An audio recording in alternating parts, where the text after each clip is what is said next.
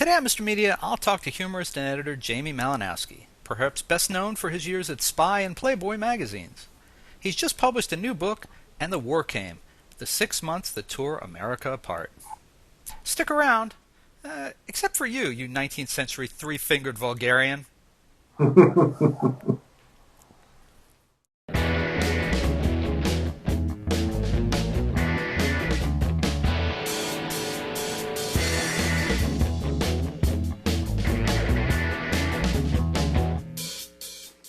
So much media, so little time.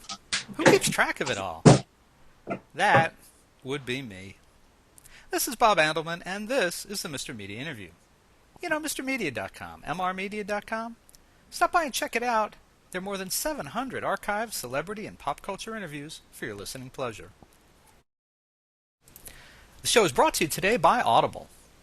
Audible is offering Mr. Media listeners a free audiobook download and a 14-day trial offer to give you a chance to check out their very cool service. I love listening to books on tape. If you've never tried it before, actors or sometimes the authors themselves read to you. It's great for the commute, the beach, or even unwinding before bed. And you can choose a free audiobook from Audible's enormous library of humor titles, including titles such as The National Lampoon Radio Hour or Bossy Pants by Tina Fey. You could also download The Profiler, written by famed criminal profiler Pat Brown and yours truly, which Pat will read to you personally. To download your free audiobook today, go to audibletrial.com/radio. Again, that's audibletrial.com/radio for your free audiobook. Mr. Media is recorded live before a studio audience that includes folks who still haven't left my living room since the Tony Hendry interview in the new media capital of the world, St. Petersburg, Florida. When I heard that Jamie Malanowski had penned a book about the days leading up to the American Civil War, I assumed it would be something along the lines of Abraham Lincoln, Vampire Hunter. You know, something absurdist that could read, if well crafted, as if it were true. Instead, the former Spy magazine writer and editor has produced something that is true, and we can only wish it chronicled something absurdist instead of reminding us that Obama versus the Tea Party is not unlike Lincoln versus the Confederacy. And the War Came, The 6 Months That Tore America Apart, originally appeared online in serialized form in the New York Times Opinionator web pages. It's a mesmerizing week-by-week account from the day of Abraham Lincoln's election through the secession of the southern states on up to the start of the Civil War. The book is currently available as an ebook, but a print-on-demand edition is in the works. As for Jamie Malanowski, he's enjoyed one of those careers guys like me can only envy from afar. Writer and editor for Spy magazine, managing editor of Playboy. Now, we could stop there. And he's also the author of a political novel. More recently, he's been doing ghostwriting and private editorial consultation. And it's a real pleasure to welcome him to the show. Jamie Malanowski, welcome to Mr. Media. Thank you, Bob. Happy to be here. Delighted to have you. It's a big honor for me. The Civil War by Jamie Malanowski. I mean, were you really surprised that I expected Sarah Palin, Glenn Beck, and Donald Trump to make appearances? No, not at all. I'm just one of the lucky breaks was that the editor at the New York Times, who listened to me propose this, was George Kalogerakis, my colleague from Spy. You had an And so I was able to kind of get in the door, and he had faith in me that I could,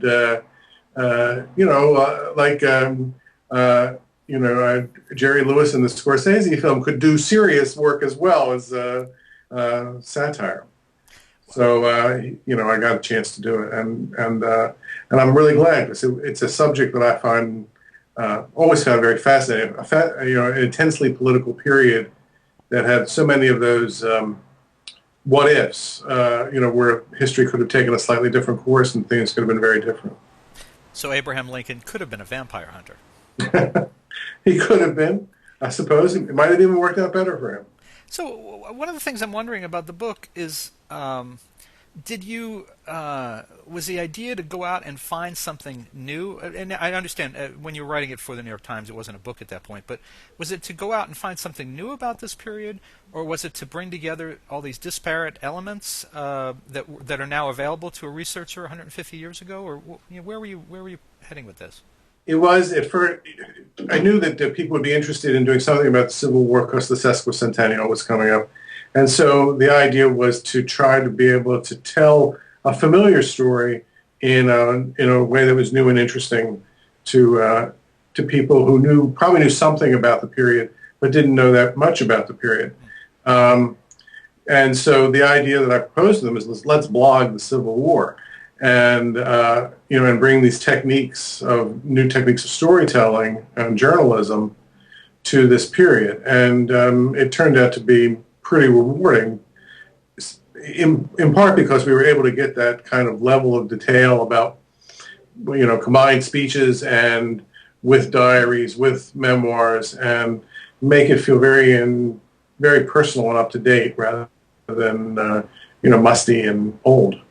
Yeah, so the next thing I was going to ask you about was actually about the way it was written, because and folks, you need to check this out and try this on for size, but you're reading it like it's being written at the time, kind of like a Newsweek or well, you were with Time Magazine, a Time Magazine version of the events leading up to the Civil War, a week's summary of it, but you have the benefit, as I'm reading it, of all the research and everything that's now known that was not known then. So I mean, if there was such a thing as blogging in 1865, you couldn't, you wouldn't have had this information. But now, No, I mean, I think, well, somebody said, why don't you just do the newspaper articles from this day? And, you have the New York Times archive sitting there. Why don't you just do that? And one of the big reasons why is that they got a lot of things wrong. And that also the standards of reporting, but I mean, really wrong. Reporting people were dead that weren't dead. And, I mean, so the standards have expanded. And also what we expect out of journalism in terms of color, access, inside information, is really very different. So that they didn't have, I don't think they cultivated inside sources as much. So that when things happen now, somebody who has been in Obama's vest pocket who talks to them and tells what he's been thinking while he was making a decision. So a lot of those kinds of inside, and the little asides, the comments, the how things actually happen, had to wait for memoirs and had to wait for or the discovery of letters and things that happen much later. So by essentially recombining all that information but treating it as though it was current and contemporaneous, you got something much more vivid and alive that you could have had any other way. so you're saying there was no Bob Woodward living up Abraham Lincoln's butt at the time? Not that I'm aware of. But he had secretaries, who then, 20 years after his death wrote their memoir. And it was intensely personal and highly revelatory. I mean, I love the fact that, after all the debating about what they were going to do about Fort Sumter in April of '61, Lincoln finally said, let's go ahead and reinforce this thing. He had a migraine headache the whole next day and eventually collapsed as a result of it. That's just not something you ever pick up in high school history. But it's that's sort of very personal revelation about the torture that he must have been feeling while, racking his head as to what he's going to do about this essentially unsolvable situation at that point. I thought it was just great. I mean, it really makes you see people very vividly. And there's lots of those kinds of things, people whose little off-the-cuff witticisms are very funny and very acerbic, and people behave like jerks. And there's big arguments in the cabinet and all kinds of things that you never really expect when you get that kind of view of history that's landmark to landmark. Lincoln was elected, the South secedes. When you just go landmark to landmark, you miss all the grit. One of the things I found fascinating about that era, and I recalled thinking about it as I was reading the beginning, when the election returns are coming in, and we take for granted that we can have election returns in a flash now. It it was 150 years ago, and yet, thanks to the telegraph, they're getting fairly quick results of elections, and we don't think about them having technology like that at the time. That Right. they can do that, and I just, I just thought that was a fascinating thing to think about. You The know. tech, it is amazing the role of the telegraph. I mean, and a similar situation was when the Confederacy was trying to work out when and how they were going to actually fire on Fort Sumter. They had people on the scene in Charleston Harbor who were telegraphing messages to the Confederate officials in Montgomery, and hour by hour, they were able to go through a whole series of steps about how to actually come to the decision. And so the telegraph was huge. Now you're, I think of you as a New York guy mostly because of Spy, but where are you originally from? I was born and raised in Baltimore and lived there till I went away to college, and then spent 6 years in Philadelphia, and then went to New York. Okay, so you are a Yankee by birth, and you've grown up basically here. Did you, in doing this, I didn't get any sense of particular sympathy for the South in the book. However, I am wondering, as you read this, did you get any perspective on the South's agony through all this, or their obviously, I mean, the steadfastness comes through very clearly in the book, but did anything that you researched or learned change your view about why they did what they did? The thing that really changed was I was confronted more clearly than I had ever expected just how fiercely they believed in slavery and how strongly they were determined to keep their property. And because now you kind of hear it all kicked around, it's part of tariffs and, is the agriculture versus the industry and stuff like that. But when you actually read the speeches and you actually read the ordinances of secession, it's about slavery. It's about keeping slaves and about having the freedom to expand their slave empire. And so, and all I can say is I tried as best I could to kind of play it down the middle, not disguise that, not sugarcoat it, not couch it in any other language, but at the same time just sort of accept that that was their view. I mean, and as harsh and horrifying as it sounds to our ears today. So, you just kind of present it as what they had to say and let it speak for itself. And one of the differences between the ebook and what appeared in the New York Times is these verbatim sections that you've added, right?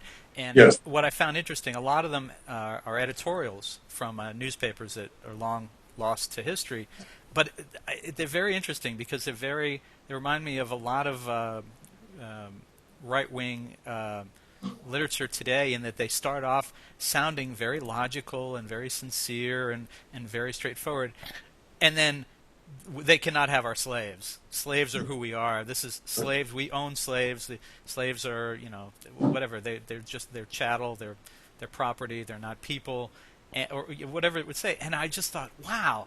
I mean, the parallels to, and I mean, you could drop in there today anything. You could drop in there healthcare. You could drop in,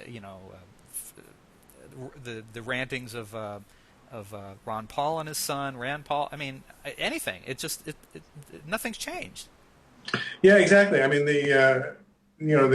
so many newspapers of the time were house organs of parties or political factions, and so they spoke for particular points of view, and there was no trying to temper their feelings. They really piled it on thick, and what was even kind of difficult in collecting those verbatim quotes was knowing that in a place like Georgia, for example, where it kind of ran 50-50 as to whether or not they wanted to secede or not, was finding any kind of Georgia Unionist quotes. The press really seemed to be dominated by the secessionists. That was the thing that was really very striking to me, was just to the degree to which this wasn't a case of the South seceding, but really a kind of conspiracy of slaveholders, of property interests who manipulated public opinion and the political apparatus to engineer a rebellion. And somehow through Reconstruction and the passage of time, somehow it made it seem as though there was some sort of spiritual movement, or I don't know what, that led all Southerners to decide that it was time to get up and go. When in fact it really was the prosecution of this small cabal. Am I making this?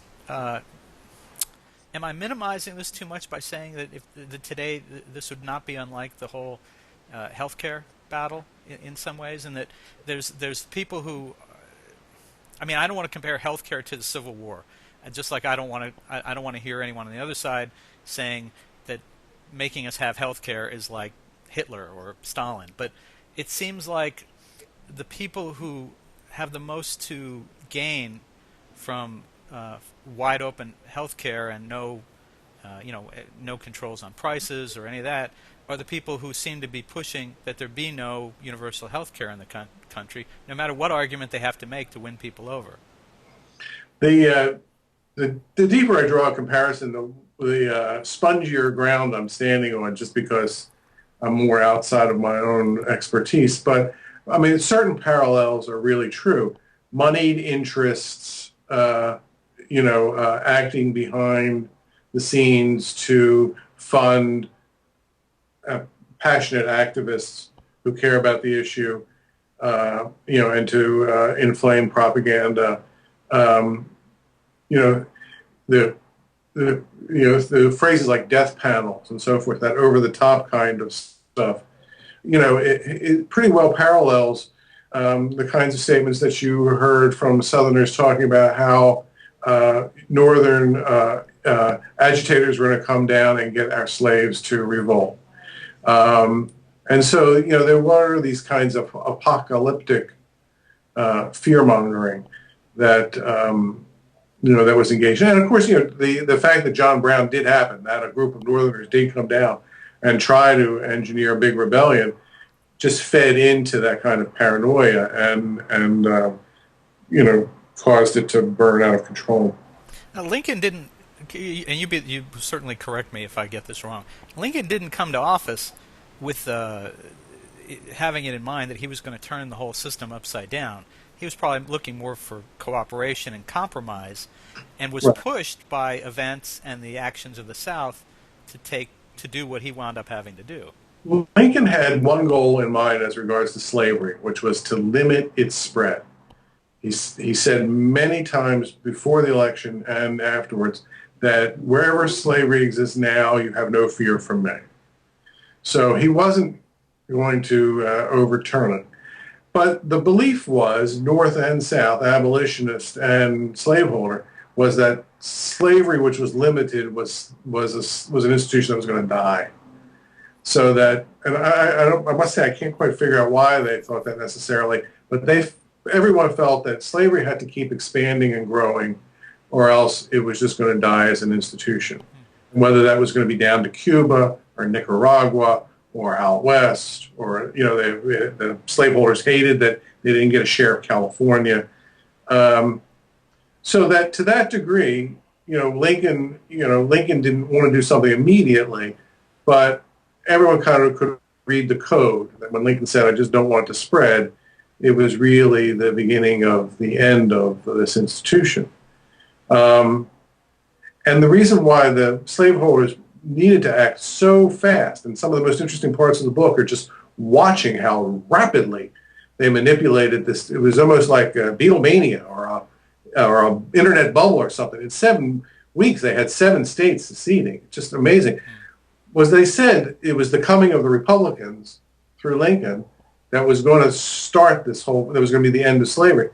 And I don't think certain people say, well, let's wait and see what the guy does. But I think if they had waited to see what Lincoln actually did, he would have it would have seen he didn't really pose an immediate threat, and a lot of the steam would have gone out of the rebellion. Wasn't there a line in the book, and I don't have it in front of me, something about how before Lincoln the Southerners were upset and were threatening to secede, and then they in Congress, and they went out and they had a drink and they came back and they settled down, and the estimate was that they were going to go because of Lincoln, they'd go out and they'd have to have 2 drinks and then they'd come back and they wouldn't secede and they'd settle down. Right. I mean, I think one of the things that Lincoln clearly did not appreciate the seriousness that the slaveholders brought to this particular moment. And they thought it was just more old kind of agitation that they had seen since John Calhoun in 1830, and that they were going to, get up and, just threaten to go home to mother. And at the end of the day, they were going to come back in and get a new piece of jewelry or a new tea set or something. Everybody was going to be happy again. But Lincoln clearly underestimated that. And you see it that he made after he left Springfield in February of 61, and started to come east on this kind of 13-day victory tour through the North, he was saying, we really don't have anything serious. This isn't really a very serious problem. And people are saying, man, 7 states have seceded. They're down there forming a government. What are you saying? It was really one of the times you see this man who is a great president. We always think of him as the man of marble, was actually a kind of, working politician trying to work out a theme. He was trying to cool people down, not rise to debate. But you could see, I'll float this phrase, okay, after 2 or 3 times, it's not really working. I'm going to put it back in the cupboard. So you see the man trying to figure out the problem. All right. Well, let's take a quick break. When we come back, I want to talk to you about some magazine work you may be familiar with having done. This is Bob Andelman, and you're listening to and hopefully watching the Mr. Media interview with former spy and Playboy magazine editor Jamie Malanowski, whose new book is And the War Came, The 6 Months That Tore America Apart. And we'll be right back.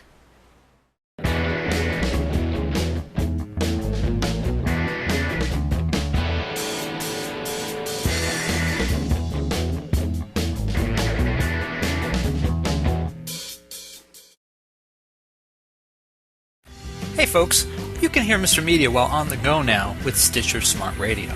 Stitcher is a free news and talk mobile app available for your smartphone, whether you use an iPhone, iPod Touch, Android, BlackBerry Curve, or Palm Pre.